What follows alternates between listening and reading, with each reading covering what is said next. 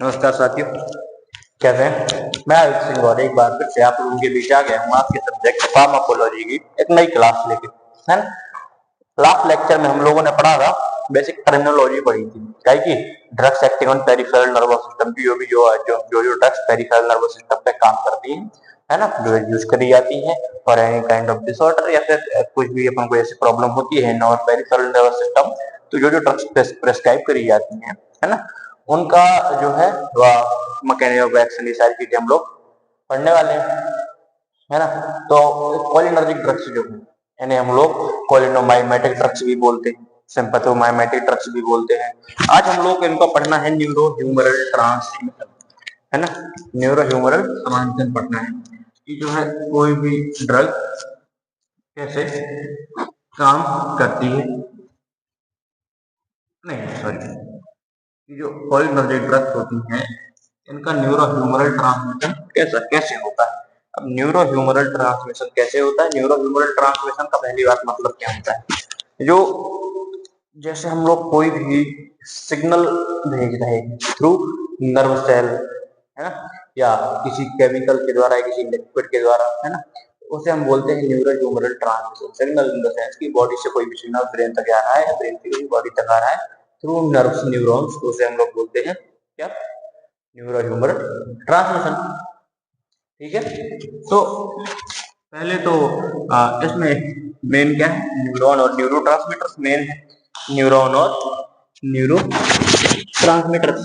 ठीक है, तो न्यूरॉन और न्यूरो ट्रांसमीटर्स पहले चलो समझ लेते हैं। बहुत दो शब्दों का अर्थ दोनों का, एक एक शब्द का। सबसे पहले देखो, ये न्यूरॉन है और ये है न्यूरो ट्रांसमीटर,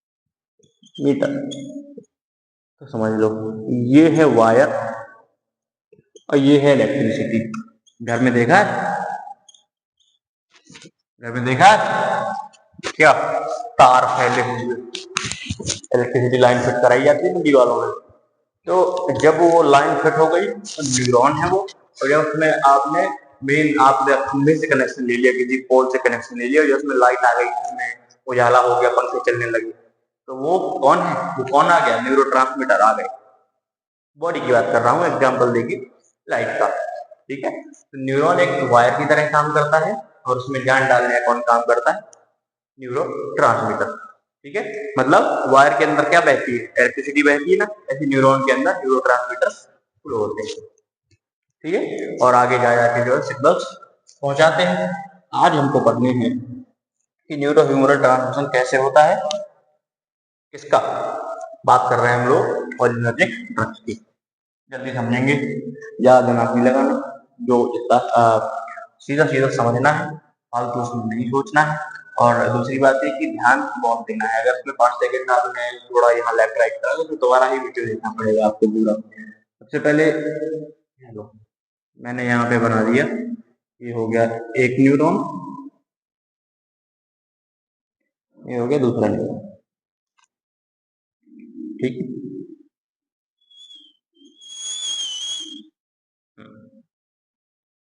ये अपन सिर्फ समझने के लिए बना दिए। ठीक है, न्यूरॉन काइंड ऑफ सेल्स है, इसके अंदर सेल के अंदर जो भी चीज होती है उसे हम लोग क्या बोलते हैं, इन जनरल इंट्रासेलुलर मटेरियल, और इसके बाहर जो होगा उसे हम लोग बोलेंगे एक्स्ट्रा सेलुलर। आप समझो, यहाँ पे गेट बनाओ। ठीक है, एक्स्ट्रा सेलुलर में हमारे पास क्या क्या होगा, एक्स्ट्रा सेलुलर में हमारे पास होगा कोलाइन होगा सबसे पहले, है ना, और सोडियम आयन होंगे। ये सोडियम चैनल है और ये कैल्शियम चैनल है। ठीक है, ये सोडियम चैनल है ये वाला, और ये कैल्शियम चैनल, मतलब गेट है हमारे लोग। ठीक है, न्यूरॉन के अंदर जाने वाला। अच्छा, इंट्रासेलुलर में हमारे पास क्या क्या होगा, सबसे पहले तो सेल के अंदर क्या क्या होता है, साइटोप्लाज्म हो गया आपका, माइटोकॉन्ड्रिया, गोल्गी बॉडी। हम लोग जो पढ़ रहे हैं उस पर ध्यान देना है, फालतू नहीं जाना। हमें इसमें यूज करना है किसका, हमें यूज करना है माइटोकॉन्ड्रिया का। माइटोकॉन्ड्रिया क्यों, माइटोकॉन्ड्रिया का काम क्या है, एनर्जी स्टोर करना। माइटोकॉन्ड्रिया किस फॉर्म में एनर्जी स्टोर करता है, सबको पता होगा, in the form of ATP, है ना, एडिनोसिन ट्राइफॉस्फेट जिसे हम लोग बोलते हैं ना, है ना, एटीपी के फॉर्म में एनर्जी स्टोर करता है बॉडी में, ठीक है। That is why mitochondria is known as power house of the cell, ठीक है।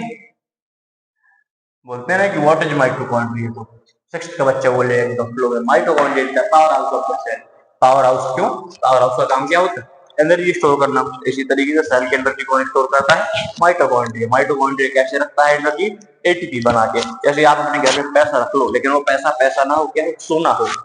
सोना भी क्या है, काइंड ऑफ इन्वेस्टमेंट है, आपकी संपत्ति है ना। तो आप संपत्ति रखते हो, लेकिन संपत्ति आप करेंसी के रूप में नहीं रखे हुए हो, आप रखे हुए हो सोने के रूप में। तो ऐसे ही जो माइटोकॉन्ड्रिया है वो एनर्जी रखता है एटीपी के फॉर्म में, एडिनोसिन ट्राइफॉस्फेट इसका फुल फॉर्म होता है, ठीक है। तो इंट्रासेलुलर होगा आपका माइटोकॉन्ड्रिया एंड, हाँ ठीक है, इंटरसेलुलर आपको अपन को बहुत सारी चीजें होंगी पूरे सेल के अंदर, जो चीजें होती है वो होगा, लेकिन अपना काम किससे है, अपना काम माइटोकॉन्ड्रिया है, तो अपन बातचीत किससे रखेंगे, माइटोकॉन्ड्रिया से रखेंगे। एक्स्ट्रा सेलुलर में क्या क्या है, कोलाइन है प्लस सोडियम, ठीक है।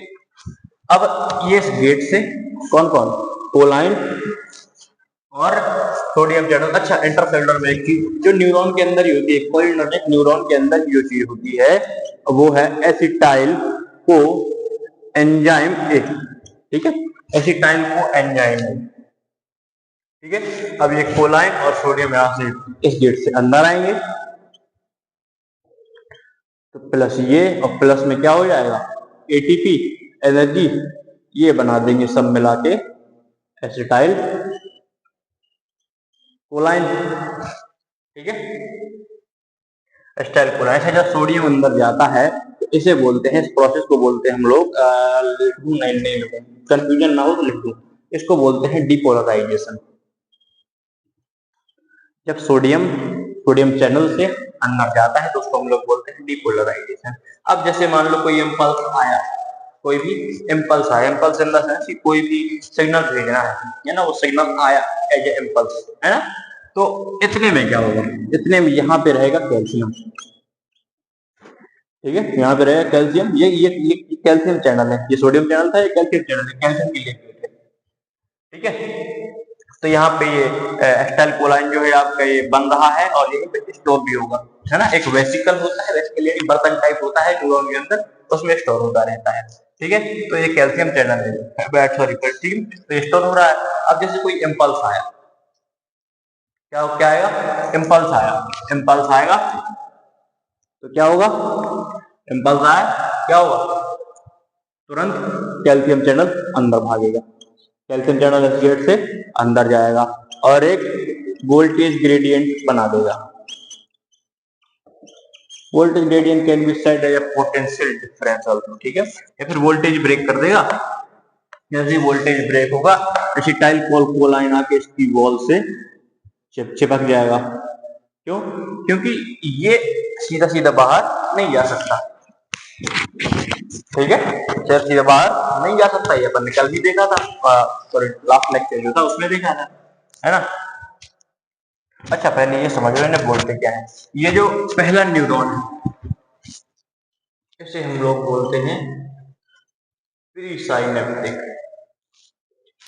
दूसरे वाले को बोलते हैं हम लोग पोस्ट साइनेप्टिक न्यूरॉन, और ये जो बीच में जगह है उसे या तो हम लोग बोल देते हैं साइनेप्स या फिर बोल सकते हैं साइनेप्टिक क्लेफ्ट, ठीक है, क्लियर है। तो या तो हम लोग ठीक है, ये तो प्री साइनेप्टिक न्यूरॉन जो है उससे ये एसिटाइल कोलाइन डायरेक्ट बाहर नहीं जा पाएगा। तो यहाँ पे होते हैं दो रिसेप्टर, क्या होते हैं, दो रिसेप्टर होते हैं। पहला रिसेप्टर है निकोटिनिक रिसेप्टर और दूसरा है मस्कैरिनिक रिसेप्टर, ऐसे होते हैं ताकि यहाँ पे बाइंड हो जाए। मेन काम देखो पूरा खेल इन्हीं का है, रिसेप्टर्स का। न्यूरॉन सब कुछ रहा है, तब भी ड्रग काम नहीं करेगी, क्योंकि ड्रग को बाइंड होने के लिए रिसेप्टर चाहिए होते हैं। रिसेप्टर्स क्या होते हैं, रिसेप्टर इज ए सेल और ग्रुप ऑफ सेल, ठीक है, जो क्या करती है, जो सिग्नल्स लेके जाते हैं, मतलब स्पेसिफिक सेल्स पे सिग्नल लेके जाते हैं। जैसे मस्कैरिनिक रिसेप्टर है, मस्करिनिक रिसेप्टर M2 रिसेप्टर होता है ना, M for muscarinic, M3 receptor होता है। ये हर एक फंक्शन के लिए अलग अलग जो है काम करता है। अब जैसे M3 रिसेप्टर है ना, जी प्रोटीन कपल्ड टाइप रिसेप्टर होता है और ये इसके लिए काम करता है। हार्ट के जो है काम करता है, टैकीकार्डिया वगैरह हो जाए तो इसके लिए आप जो भी दवाइयां लोगे वो जाके बाइंड होगी M3 रिसेप्टर पे। ठीक है, तो रिसेप्टर क्या है, ग्रुप ऑफ सेल है जो क्या करता है, स्पेसिफिक प्लेसेस, मतलब जहां पे जिस चीज का यूज होगा उसे वहां पे लेके जाएगा, उसी पे उसे काम करवाएगा। कुल मिला के ठेकेदार है, इतने से ठेका दे दिया कि तुम्हें ये बिल्डिंग बनवानी है, तो ये मजदूर वही लेके जाएगा जहां उन्हें काम करना होगा। ठीक है, फिर ये दवाई इन फॉर्म में न्यूरोट्रांसमीटर आके यहाँ पे क्या होगी, बाइंड होगी। ठीक है, और फिर ये आगे जाके अपना क्या करेगी, एक्शन दे देगी, जो भी इसका काम होगा ये काम करेगी। अब यहाँ पे ऐसा तो है नहीं कि पूरी की पूरी दवाई यूज हो जाए, है ना, पूरी की पूरी दवाई यूज हो जाए, तो यहाँ पे जो भी दवाई बचेगी वो होगी मेटाबोलाइट। क्या हो जाएगी, वो हो जाएगी आपकी मेटाबोलाइट हो जाएगी, मेटाबोलाइट हो जाएगी। मेटाबोलाइट किसमें होगी, शायद दिख नहीं रहा होगा रेड मार्कर, मेटाबोलाइट होगी इन, मेटाबोलाइट होगी ये किसमें, सॉरी कोलाइन में, है ना, और एसिटिल को एंजाइम में एसिटाइल को एंजाइम ए में ये मेटाबोलाइट हो जाएगी। ऐसे लिखा जाता है, एसिटाइल CO फिर कैपिटल ए बनाया जाता है। ठीक है, तो एक कोलाइन जो होगा ये रीअपटेक हो जाएगा, क्या हो जाएगा, रीअपटेक हो जाएगा, ये फिर से एक्स्ट्रासेलुलर मटेरियल बनेगा, फिर जब फ्री सोडियम के साथ अंदर जाएगा, ठीक है ना, फिर से आके फंक्शन देगा, फिर यहाँ पे जितना बचेगा फिर वापस आएगा, फिर वही जाएगा। ठीक है, बात क्लियर है। तो ये जब तक पूरा खत्म नहीं हो जाएगा, और खत्म क्यों होगा, ये यहाँ पे स्टोर भी तो हो रहा है, बताया था ना, एक वेसिकल है जिसमें ये बनता रहता है और स्टोर होता रहता है ना, तो ये मतलब ये रिसाइकल वाला काम चलता है इसका, जितना बचेगा यहाँ आएगा, फिर वहां, फिर यहाँ, फिर यहाँ, फिर यहाँ। ठीक है, जितना जरूरत होगी मस्करिनिक के साथ निकोटिनिक के साथ बाइंड होगी, इन दोनों में से किसी के साथ जरूरत है और जाके अपना एक्शन दे देगी। ठीक है, अब हम देख लेते हैं सम ड्रग्स, सम डायरेक्ट एक्टिंग कोलिनर्जिक ड्रग्स। कौन कौन से ड्रग्स हैं जो कोलिनर्जिक ड्रग्स हैं, जो उनका क्या क्या काम है। सबसे पहले है एसिटाइल कोलाइन ड्रग, ACH जिसे बोलते हैं हम लोग, क्या बोलते हैं, ACH। इस पे ज्यादा ध्यान नहीं देना क्योंकि ये बहुत शॉर्ट एक्टिंग ड्रग है, ज्यादा काम की नहीं ये है, पहले यूज होती है अब नहीं होती। अच्छा, कभी कभी आई ड्रॉप के रूप में यूज हो जाती है, एज एन आई ड्रॉप, जब मायोसिस वगैरह के लिए जो है यूज हो जाती है, बाकी इसमें ज्यादा ध्यान नहीं देना। तो अब हमें देखो इनकी एक पहचान भी होती है, इनकी कोलिनर्जिक ड्रग्स की, जो डायरेक्टली एक्टिंग कोलिनर्जिक ड्रग्स होगी उन्हें आप मतलब थोड़ी देर चेक कर सकते हो, बुद्धि लगा सकते हो कभी कभी। जैसे देखना, इसमें कॉल आ रहा है, इसमें कॉल आ रहा है ना, अब कहोगे सर इसमें तो नहीं आ रहा, इसमें भी आ रहा है, उल्टा देखो ACOL। ठीक है, तो जो बेथानिकॉल है, इनका राज छुपा हुआ है इनके फर्स्ट लेटर में, बेथानिकॉल, B फॉर बेथानिकॉल, B फॉर क्या, B फॉर बेथानिकॉल। तो बेथानिकॉल का काम क्या है, B से बेथानिकॉल और B से ब्लैडर। जब किसी को यूरिन पास करने में दिक्कत होने लगती है तब क्या होता है, तब हम लोग बेथानिकॉल दे देते हैं उसे, जिससे वो ब्लैडर कॉन्ट्रैक्ट करता है। जैसे मान लो मैं यहाँ पे एक बलून ले लूं, है ना, उसमें एक बहुत छोटा सा छेद कर दूं, है ना, और उसमें वो बलून से पानी कब तक बाहर नहीं निकलेगा, बलून के अंदर सपोज करो पानी है, तो उसमें हल्का सा मैं छेद कर दूं, तो उसमें पानी कैसे बाहर निकलेगा, जब मैं उसे दबाऊंगा, है ना, या फिर ऐसे पकड़ लूंगा तो उससे पानी बाहर नहीं निकलेगा। मान लो उसका जो जहां पे मैंने छेद करा है ऊपर की तरफ है ना, तो जब तक उसे दबाऊंगा नहीं तब तक पानी उससे बाहर नहीं निकलेगा। तो ये जो है, जब ब्लैडर कैसा हो जाता है, एटोनिक ब्लैडर हो जाता है, एटोनिक मतलब जो उसकी जो टोन है वो खत्म हो जाती है, तो हम लोग दे देते हैं क्या, हम लोगों ने दे दिया बेथानिकॉल, बेथानिकॉल दे दिया, अब ये ब्लैडर को कॉन्ट्रैक्ट करने का काम करने लगता है। ठीक है, इसका ब्लैडर को कॉन्ट्रैक्ट करने का काम करने लगता है। ठीक है, तो जब ब्लैडर दबेगा तो अपने आप इंसान की यूरिन पास जो है पास होना शुरू हो जाएगी। अभी इसको छोड़ो एक सेकंड के लिए, फिर आया पिलोकार्पाइन पे। पिलोकार्पाइन यूज होती है माइड्रियासिस में, है में माइड्रियासिस में। सॉरी, इसका तो मैं, हाँ, तो हाँ, पिलोकार्पाइन का भी यूज शाय में होता है। अच्छा, सॉरी, हाँ, इसका यूज हम लोग करते हैं मायोसिस में करते हैं, सॉरी, काय में, मायोसिस में, है ना। जब प्यूपिल किसी की जो आंख की पुतली है, मतलब आंख के लिए बेसिकली यूज होते हैं, ग्लाउकोमा के लिए, के लिए, ग्लाउकोमा के लिए यूज करते हैं। क्यों? देखो, आंख में दो ही कंडीशन पढ़ने में नहीं है हमें, फार्माकोलॉजी जब हम पढ़ेंगे तो आंख की दो बीमारियां हमको समझ में आएंगी। पहला होता है कैटरेक्ट, दूसरा होता है ग्लाउकोमा। कैटरेक्ट बिना ऑपरेशन के सही नहीं होता, मोतियाबिंद जैसे बोलते हो आप लोग, ठीक है। इसीलिए जब भी आंख की बात आए, आंख की बीमारी की बात आए, जो दवाई से ठीक हो सकती है वो सिर्फ ग्लाउकोमा, ठीक है।